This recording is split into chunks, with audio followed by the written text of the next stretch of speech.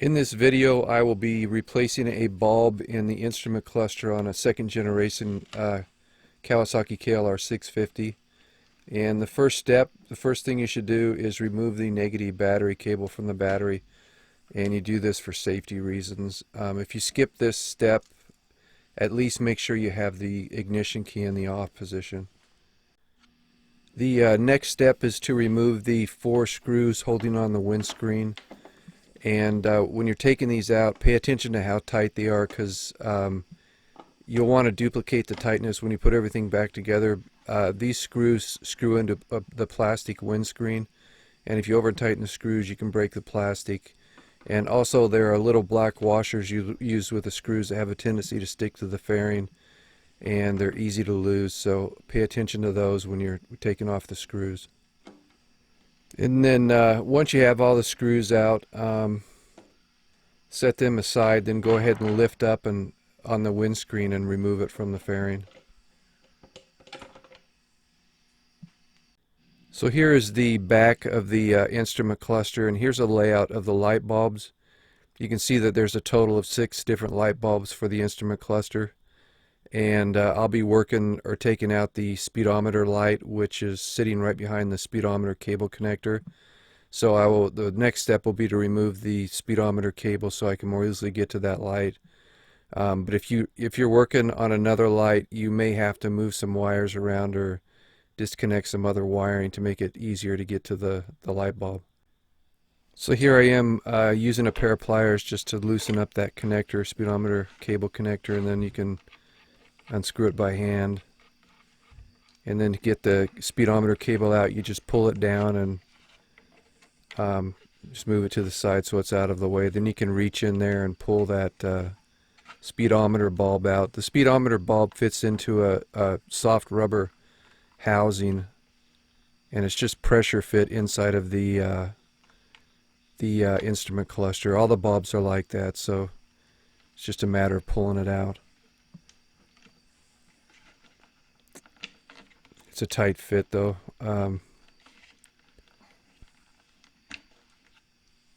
Once you have it out of there, you can see it there, and then you can just pull the bulb out of the that housing.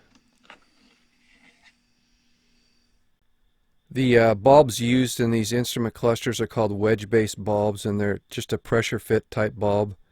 And what that means is it's the pressure of the housing holds them in place. So to insert a bulb, you just press it into place, and to take it out, you just pull it out. And these bulbs have a wire contacts coming out of the end, which you can see in the photo there.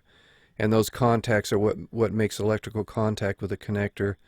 And sometimes you develop a problem with these bulbs flickering, the light flickering at higher RPM due to engine vibration. And you can fix that by taking them out and cleaning the connector and kind of bending these contacts out so they make better contact when you press them into place, which you can see I kind of exaggerated it for this photo.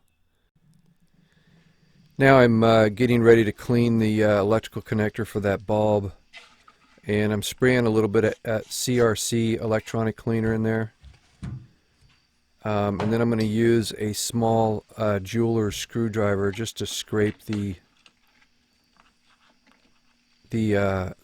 metal connector to make sure that there's any buildup of anything gets broken up and off of that connector. When you use that CRC electronic cleaner, make sure that the connector is dry before you reinsert the bulb and put everything back together. Now I'm going to just stick a rag in there, and the stuff evaporates real quick, but I'm sticking a rag in there just to clean up any of that cleaner or whatever I knocked off of that connector. And then here's some air to blow it out.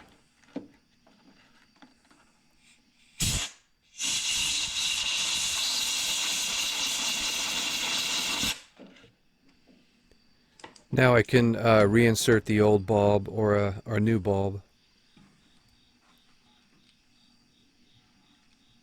And here I am bending the contact on the bulb out a little bit, just so it makes better contact with the connector when I insert it into place.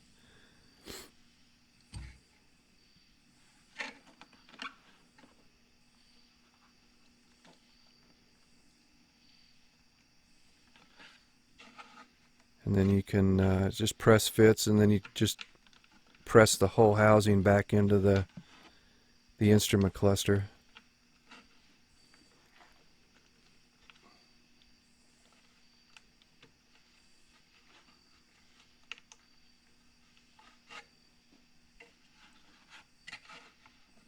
Now I'm reattaching the speedometer cable.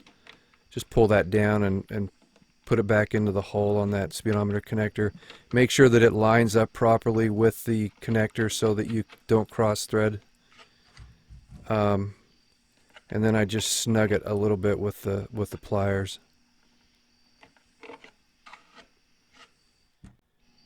Now I'm ready to reattach the windscreen. You just slip it into place and line up the holes. It's really easy. And then the 4 screws and the 4 washers. Screw them in, and remember, do not over tighten these or you'll break something because they screw into that plastic windscreen. And then the next to the last step is to reattach the negative battery cable so you can check your work. And what I didn't show in this video is removing the side panels and seat to get to the battery, but you should be able to figure that out. And then here I am just checking my work. You could have done this earlier before you put everything together, but oh well. Just making sure all the lights work, which they do. And then one last thing, here is the parts diagram from the Kawasaki dealership for all these light bulbs and their part number, and then there's a price list here. I don't know if the prices are the same at all dealerships or not, but I'm trying to find some of these bulbs, a compatible bulb at an auto parts store. It takes too much time. It's not worth, I don't think, saving a couple of dollars, so it's just easier if you've got a Kawasaki dealership just to go there and pay, $1 or $2 more.